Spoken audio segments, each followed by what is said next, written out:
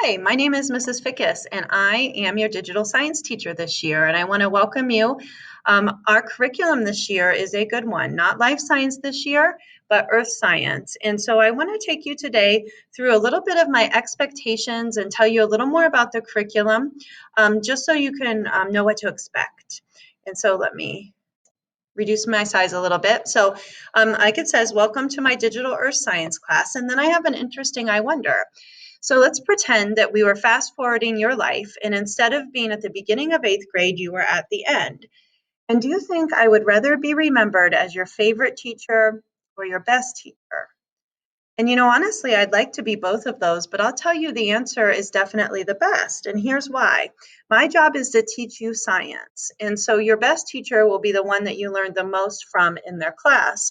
And we have a unique challenge for us. And honestly, I have practiced now at being a digital science teacher since last spring. And so when I thought about what would my expectations be for you, it's very different than an in-person student. So I really wanted to share these expectations and go over them with you. The first one is that you complete assignments on time every day. And so when I say every day, almost all the time, you'll have a daily assignment. And it's going to be mimicking what we would have done in the classroom. Occasionally, I'll do like a longer assignment and give you 2 days for it, but I'll always put a due date and a due time on it. And I want you to complete those on time. I want you to try your best on assignments. Now, what do I mean by that? It means that you are not just hurrying through, right? That you are slowing down, that you're watching videos fully that I tell you to watch, that you're reading things carefully. I also need you, the third thing here, is to check your email regularly, because if I need to communicate with you, I'll do that a lot through email. And also when I assign something to you, a Google Classroom assignment will pop up there. Now, the fourth one here about communicating with me, that's a two-way street. So I'm going to be communicating with you through Remind, which I'll explain a little more about. And also I'll be communicating with you through email. But like, let's say, look at number 1 up there. Complete assignments on time every day. And let's say I have a 3:00 p.m. due date, and you know that you have a dentist appointment from 1 to 3, say, and you're not going to be able to get it done. Then you just need to email me or send me a text to remind and say, this is what I've got going on.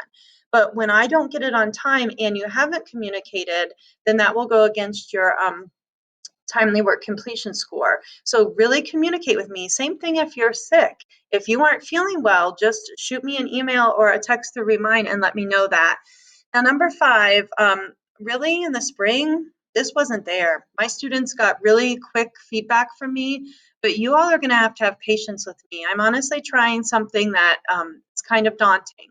I'm teaching full-time in person, and also teaching quite a few digital students. So you're going to have to be patient. Here's what I mean by that. There's a chance if you email me, you will get a quick response. There's also a chance that if you email me, say at 5 or 6 o'clock in the evening when you're working on an assignment, I may not get back to you until midday the next day, depending on what's going on in my plan time. And so you're going to have to be patient and understand that I'm also teaching full time. The sixth thing here, being academically honest, is an expectation I have for all my students, but let me explain why I'm emphasizing it so much. I've decided that you are going to get tests and quizzes. They're going to be in the form of a Google form. I know that you could easily cheat and go look stuff up. But like, here's the problem with that. Then I will think you understand when you really don't. And we have redo opportunities. So if you do poorly on a test or quiz, it is okay. We can get together one-on-one in Zoom, and I can go over it with you and you can retake it. What is not okay is to be academically dishonest, basically to fake that you understand something. I have to trust you as my student that you are not going to fake understanding by cheating. Now, the final thing, you've already done part of this. You got access to this because you signed up to get in my Google Classroom. That's where all the assignments will be posted. But I'm also requiring that you get on my Remind. So let me explain that. I will send reminders of what to do, and you can also text me through Remind. That's why it's so important. So I don't know this for sure, but a lot of 8th graders have their own cell phones. So I want you to join my Remind on your phone. I'm also asking that your most active parent in your education, or it could even just be the most active adult in your education, if it's a grandparent or an aunt or uncle or something, that they're also on my remind. I will not bug you constantly, but there will be times when I want to remind you of things. So here's how you do it. So you're going to text at sign and then sigh excited to the number 81010. So normally when you would hit contacts and then you would hit someone's name and it would put their phone number in that spot, that's where you put 81010. Then when you would normally like send someone a message like, oh gosh, I don't know what you guys do. Like, hey, what's up? Or something like that. You're going to actually just type at and then sigh excited. And as soon as you do that, you should get a message back saying to join that you're in my remind. It might ask you if you're older than age 13, then just say yes, or it might ask if you're a parent, just say yes to that, but that will get you in. And of course, you can email me if you're having any issues. Again, my name is Mrs. Fickus. And so now I just wanted to tell you quickly a little about myself so we can start to connect even online.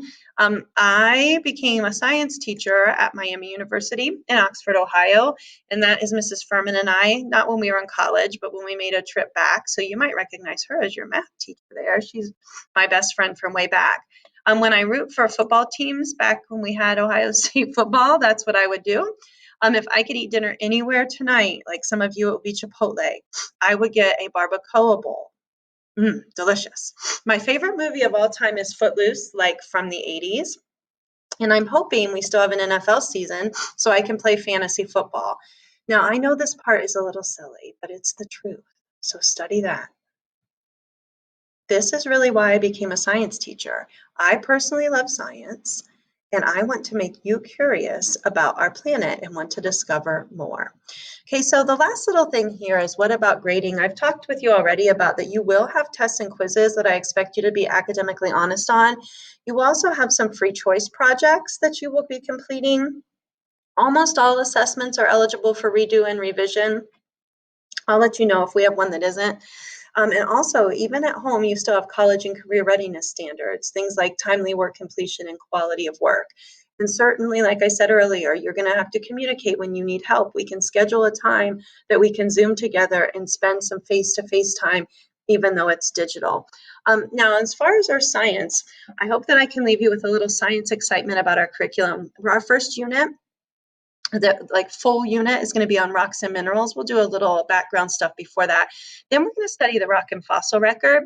Our biggest unit of the year is plate tectonics. It takes basically November and December generally. And that gets to why we have earthquakes, volcanoes, and mountain building on our planet where we do. It is a highlight of the year for many students. And then we are going to spend quite a bit of time on environmental issues because protecting our planet is a priority no matter what your career choice is. And we end our year with astronomy, which is fancy for space. So hopefully some of that captured your interest. All right, I'm looking forward to getting to know you better. Take care.